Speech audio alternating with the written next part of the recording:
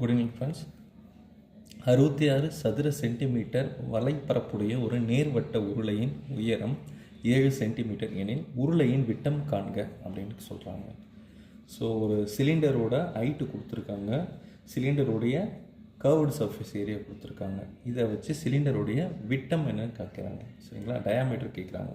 So இது வந்து சிலிண்டரோட நம்ம உருளையோட வலைப்பரப்பு ஃபார்முலா யூஸ் பண்ணி இதை போடணும். இது ஃபார்முலா மெத்தட் தான் போட முடியும்.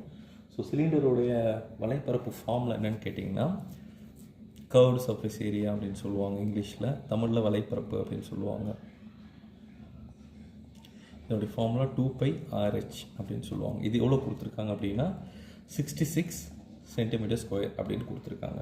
ஸோ வலைப்பரப்பு வேல்யூ கொடுத்துட்டாங்க. இதை இந்த ஃபார்முலாவில் நான் சப்ஸ்டிட் பண்ணுறேன். அப்போ 2 × பையோட வேல்யூ 22/7, ஆருடைய வேல்யூ கொடுத்துருக்காங்களா, கொடுக்கல. தென் ஹெச்சோட வேல்யூ கொடுத்துருக்காங்க, ஹெச் வந்து 7 சென்டிமீட்டர் சொல்லியிருக்காங்க, 7 சென்டிமீட்டர் போட்டுக்கலாம். ஸோ இதை சால்வ் பண்ணி நம்ம ஆர் கண்டுபிடிச்சிட்டு அதிலேருந்து நம்ம விட்டத்தை கண்டுபிடிச்சிக்கலாம், டயாமீட்டர் கண்டுபிடிச்சிக்கலாம். ஸோ இது சிம்பிளிஃபை பண்ணலாமா, 7க்கு 7 அடிச்சிடலாம். இந்த 22 இந்த சைடு அடித்தோம் அப்படின்னா 3 டைம்ஸ் போகும். சரிங்களா, அப்போ உங்களுடைய ஆர் என்ன கிடைக்கும் அப்படின்னா 3/2. நம்மளுடைய ஆரம் எவ்வளோ கிடைக்கிதுன்னா 3/2 அப்படின்னு கிடைக்கிது.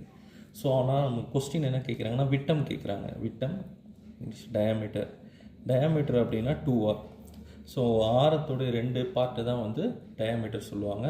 ஸோ அதனால் அந்த ஆரை நம்ம 2ஆல் மல்டிப்ளை பண்ணால் நமக்கு வந்து டயாமீட்டர் கிடச்சிரும். அப்போது 2 × 3/2 நம்ம போட்டு அந்த 2 கிடச்சிட்டா அப்போ டி வந்து 3 சென்டிமீட்டர் அப்படின்னு நமக்கு கிடச்சிடும்.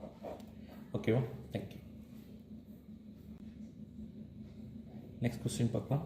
இருசக்கர வாகனம் ஒன்றின் விலை 2 ஆண்டுகளுக்கு முன் ரூபாய் 80,000.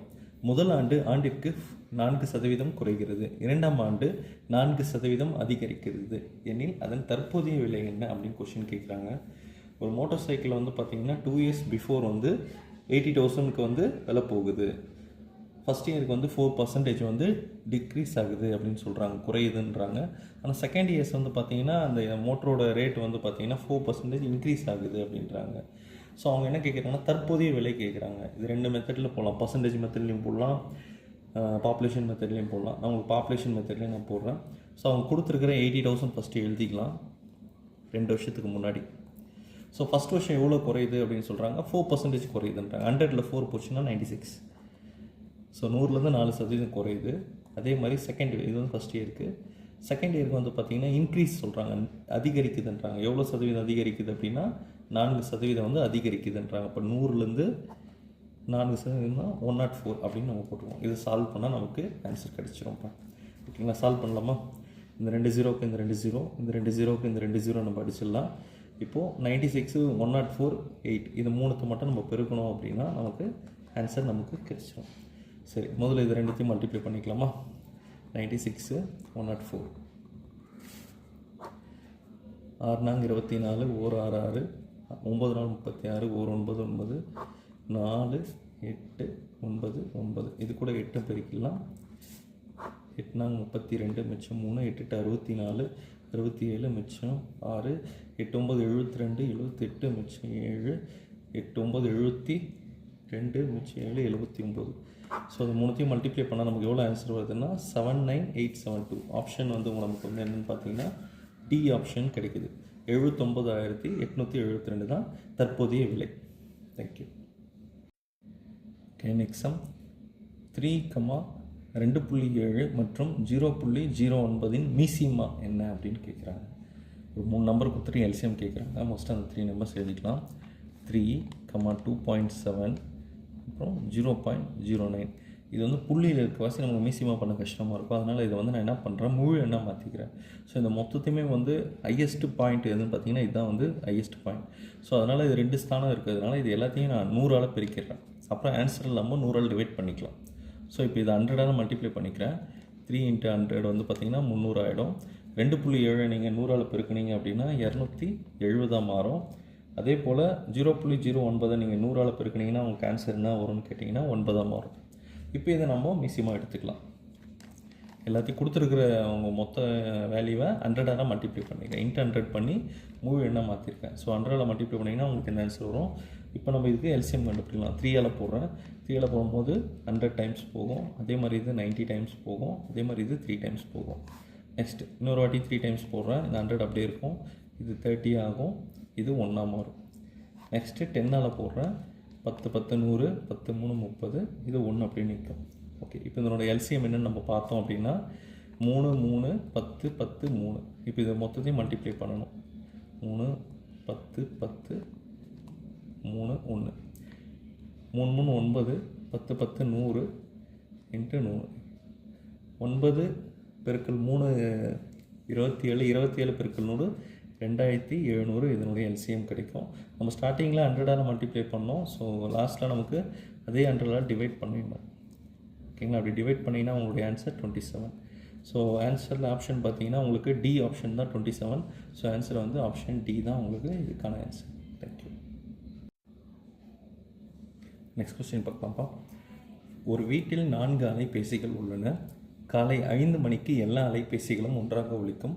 பின் முதல் அலைபேசியானது ஒவ்வொரு 20 நிமிடங்களிலும், இரண்டாவது அலைபேசி ஒவ்வொரு 30 நிமிடங்களிலும், மூன்றாவது அலைபேசி ஒவ்வொரு 40 நிமிடங்களிலும், நான்காவது அலைபேசி ஒவ்வொரு 50 நிமிடங்களிலும் ஒலிக்கின்றன எனில் அவை மீண்டும் எப்போது ஒன்றாக ஒலிக்கும் அப்படின்னு கேட்குறாங்க. இந்த கொஷினில் என்ன சொல்கிறாங்க அப்படின்னா, ஒரு வீட்டில் வந்து மொத்தம் 4 செல்ஃபோன் இருக்குது. அதில் ஃபஸ்ட்டு செல்ஃபோன் வந்து காலையில் 5 மணிக்கு ரிங் அடிக்கும். அதே மாதிரி ஒவ்வொரு 20 மினிட்ஸ் 20 நிமிஷத்துக்கு ஒரு ரிங் அடிக்கும். அதே மாதிரி ஒவ்வொரு 30 நிமிஷத்துக்கு ஒரு ரிங் அடிக்கும். அதே மாதிரி ஒவ்வொரு 40 நிமிஷத்துக்கு ஒரு ரிங் அடிக்கும். ஒவ்வொரு 50 நிமிஷத்துக்கு ஒரு ரிங் அடிக்கும். இது மாதிரி கண்டினியூவாக அடிக்கும் போது மொத்தம் குமுலேட்டிவாக மொத்தமாக மீண்டும் எப்போது ஒலிக்கும் அப்படின்றது கேட்குறாங்க. ஸோ இது மாதிரி கொடுத்தா நம்ம எந்த மாடலில் போடணும் அப்படின்னா எல்சிஎம் மெத்தடில் போடணும். மீசியமாக சரிங்களா? இது மாதிரி கொடுக்கும்போது மீசியமாக மெத்தடில் போடணும், எல்சிஎம் சொல்லுவாங்க. ஸோ அவங்க கொடுத்துருக்குற அந்த மினிட்ஸை நம்ம எடுத்துக்கலாம். ஃபஸ்ட்டு மினிட் என்ன கொடுத்துருக்காங்க? 20 நிமிடங்கள், 20 மினிட்ஸ் எடுத்துக்கணும். அடுத்து என்ன கொடுத்துருக்காங்க? இரண்டாவது அலைபேசி 30 நிமிடங்கள், 30 எழுதிக்கோங்க. அடுத்து மூன்றாவது அலைபேசி 40 நிமிடங்கள், ஸோ 40 எடுத்துக்கோங்க.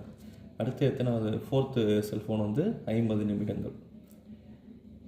ஓகே, இப்போ இந்த 4 இதுக்கும் நம்ம எல்சிஎம் எடுக்கணும். எல்சிஎம் மீசியமாக எடுக்கணும். 10ஆல் எடுக்கலாம். 10 2s 10 3s 10 4s 10 5s 10 2 10 3 10 4 15. இதுக்கப்புறம் ரெண்டாம் வாய்ப்பால் அடிக்கலாம். 2 1 2, இது போகாது. 2 2 4, 2 2 5. ஓகே, நெக்ஸ்ட் இப்போ எல்சிஎம் போடலாமா? 10 2 3 2 5, 10 2 20, 3 2 6, 5 30, 30 பெருக்கல் 20 600. ஸோ மொத்தம் எவ்வளோ மினிட்ஸ் நமக்கு கிடைக்கிது அப்படின்னா 600 மினிட்ஸ் கிடைக்குது. ஆனால் அவங்க கொஸ்டினில் என்ன கேட்குறாங்க அப்படின்னா the 4 cellphones ring together again. இந்த 4 செல்ஃபோனும் மீண்டும் எப்போது ஒன்றாக ஒலிக்கும் கேட்குறாங்க. ஆப்ஷனில் பார்க்கும்போது எல்லாமே மணி ஹவர்ஸில் கொடுத்துருக்காங்க. ஸோ நம்ம கண்டுபிடிக்கிறது வந்து இப்போ மினிட்ஸில் இருக்குது, நிமிடங்களில் இருக்குது. இது வந்து நிமிடங்கள். ஸோ நம்ம வந்து எப்படி கண்டுபிடிக்கணும்னா இதை வந்து மணிக்கு கண்டுபிடிக்கணும். மணினா 1 மணி நேரத்துக்கு கண்டுபிடிக்கணும். ஸோ அதனால் என்ன பண்ணுறோம்? வந்தக்கூடிய விடையை வந்து நம்ம 60ஆல் வகுக்கணும். வகுத்தீங்க அப்படின்னா உங்களுக்கு அது மணியாக கன்வெர்ட் ஆகிடும். இப்போ 600 வகுத்தல் 60 நீங்கள் போட்டிங்க, அடித்து கொடுத்தீங்கன்னா எதுனா 10 ஹவர்ஸ் வரும். 10 மணிகள். ஸோ எத்தனை மணிக்கு காலையில் ஸ்டார்ட் ஆகுதுன்னு பார்த்தீங்கன்னா, காலையில் ஸ்டார்ட் ஆகிற டைம் வந்து பார்த்திங்கன்னா நமக்கு 5 AM, காலையில் 5 AM. ஸோ 5 AM லேருந்து 10 மணி நேரம் நம்ம கழிச்சா தான் இந்த ரிங்ஸ் வந்து ஒன்றா அடிக்கும். அப்போ 5லேருந்து 6 1 ஹவர், 6லேருந்து 7 2, 7லேருந்து 8 3, 8லேருந்து 9 4.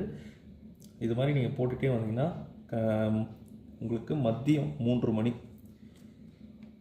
3 PM தான் உங்களுக்கு 10 ஹவர்ஸில் வந்து கேல்குலேட் ஆகும். அதான் 5 to 6 1 hour, 6 to 7 second hour. இது மாதிரி போட்டுகிட்டே வந்தீங்க அப்படின்னா உங்களுக்கு 3 PM தான் 10வது ஹவரில் வரும். ஸோ இந்த 4 மணிகளும் எப்போ ஒன்றா சேர்ந்து ஒழிக்கும் அப்படின்னா உங்களுக்கு பிற்பகல் 3 மணி சரிங்களா? பிஎம்மில் தான் உங்களுக்கு ஆப்ஷனில் இருக்குது. ஸோ ஆப்ஷன் சி தான் இதுக்கு கரெக்டான option. Thank you. Okay, next sum பார்க்கலாம். தனி வட்டி மூலம் அசல் ரூபாய் 2000 8% வட்டி வீதத்தில் இரட்டிப்பாக்க எவ்வளோ மாதம் ஆகும் அப்படின்னு கொஸ்டின் கேட்குறாங்க. In how many month the principal of ₹2000 will be double at 8% per annum and simple interest. ஒரு தனி வட்டி வந்து ரெட்டிப்பாக தான். எவ்வளோ தனி வட்டி அப்படின்னு சொல்லலை, ஆனால் அமௌண்ட்டு மட்டும் 2000 ரூபாய் ஆகுதுன்னு சொல்லியிருக்காங்க. 8% வட்டி அப்படின்னு சொல்லியிருக்காங்க. எத்தனை மாதத்தில் ஒரு தனி வட்டி வந்து ஒரு முதலீடு வந்து இரட்டிப்பாகும் அப்படின்னு கேட்குறாங்க. இது கண்டுபிடிக்கிறது வந்து பார்த்திங்கன்னா முதல்ல நம்ம அமௌண்ட்டோட ஃபார்முலா எழுதணும். அமௌண்ட் ஈக்குவல் டு என்னென்னு பார்த்தீங்கன்னா பிரின்சிபல் ப்ளஸ் இன்ட்ரெஸ்ட் அப்படின்னு சொல்லலாம். ஸோ இந்த அமௌண்ட்டு தான் வந்து ரெட்டிப்பாகுது, அதாவது பிரின்சிபலை போல் 2 மடங்கு ரெட்டிப்பாகுதுன்றாங்க. தனி வட்டி போல் 2 மடங்கு ரெட்டிப்பாகுதுன்னா இந்த கண்டிஷன் ப்ளஸ் ஐ. ஓகேங்களா? இதில் ஐ மட்டும் வேணும் அப்படின்னா அந்த பி அந்த பக்கம் கொண்டு போயிடலாம், 2p மைனஸ் பி. அப்போ ஐ வேணும் அப்படின்னா 2pயில் ஒரு பி போச்சுன்னா பி மட்டும் கிடைக்கும். therefore I equal to P. So தனி வட்டியோட நமக்கு ஜென்ரல் ஃபார்முலா தெரியும், simple interest equal to P N R by 100. So இங்கே வந்து ஐக்கு வந்து பின்னு நம்ம சப்ஸ்டியூட் பண்ணிக்கலாம், ஏன்னா நமக்கு அவங்க கொடுத்துருக்க கண்டிஷன் பி வருது. ஸோ ஐக்கு பதில் பி போட்டுக்கலாம். இங்கே இந்த சைடு ஆஸ் யூஷுவல் அப்படி எழுதிக்கலாம் ஃபார்முலாவை. ஓகேங்களா? இந்த பி கேன்சல் ஆகிடும், இந்த 100 இந்த பக்கம் வரும். ஓகே, நெக்ஸ்ட் என்ஆர் இந்த பக்கம் இருக்கும். சரி, எவ்வளோ பர்சன்டேஜ் அவங்க வட்டி வீதம் கொடுத்துருக்காங்கன்னா 8% வட்டி வீதம் கொடுத்துருக்காங்க. ஸோ 8 வந்து இங்கே நம்ம சப்ஸ்டியூட் பண்ணிக்கலாம். ஸோ ஆர் வந்து 8% வட்டி நம்ம இங்கே சப்ஸ்டியூட் பண்ணிக்கலாம். இந்த சைடு 100 இருக்குது. ஸோ இந்த 100 இங்கே இருக்கும், இந்த 8 வந்து டிவைட் வெளில வரும். அப்போ n equal to 100 divide by 8. ஓகேங்களா? 8ஆல் 4ஆல் அழிச்சு கொடுத்தா 4 2 8, 4 25 100. அப்போது எவ்வளோ வருடம், இது வந்து n வந்து வருடங்கள். ஸோ 25/2 இயர்ஸில் நமக்கு இருக்குது. ஆனால் அவங்க கேட்குறது வந்து கேட்டிங்கன்னா மாதத்தில் கேட்குறாங்க, ரெட்டிப்பாகிற மாதம். ஸோ இன்ட்டு 12 போட்டோம் அப்படின்னா 12 ஏன் மல்டிப்ளை பண்ணுறோன்னா இது வந்து மாதத்தை குறிக்கும். ஸோ 12 மாதங்களில் கேட்குறாங்க அப்படின்னால இதை சால்வ் பண்ணால் நமக்கு ஆன்சர் கிடச்சிடும். இது 2ஆல் 6ஆல் அடிக்கலாம். ஸோ 6 25 எவ்வளோன்னு கேட்டிங்கன்னா n ஈக்குவல் டு 150 மாதங்கள். இதுதான் இந்த சம்மோட ஆன்சர். ஸோ ஆப்ஷன் வந்து உங்களுக்கு பி, 150 months. தேங்க்யூ.